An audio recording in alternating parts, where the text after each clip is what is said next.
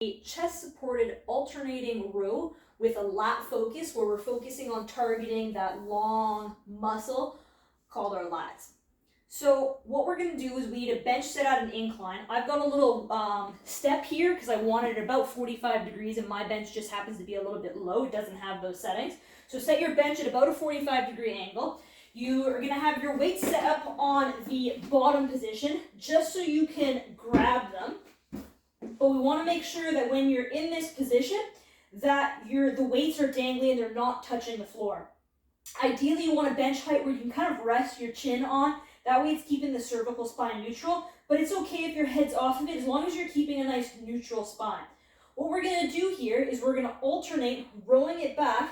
I want you to think when you row, pull back towards your back hip. Come back down, switch sides. Pull back towards that back hip. That arm doesn't need to go too far past midline. We want to make sure with that rowing back motion, it also helps keep that shoulder away from the ear. As I row one handle, I'm slightly reaching down with the other hand.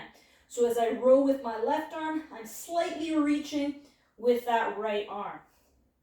You can breathe out as you pull, breathe in on the way down.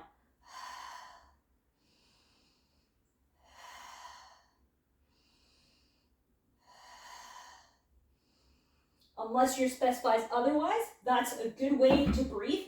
We want to make sure that in this position that you're not excessively extending through that low back. You can even tuck your pelvis slightly in that position as you begin the motion.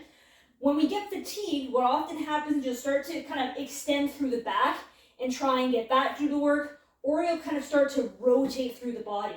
Go a little lighter with the weight if you need to. We want that nice controlled motion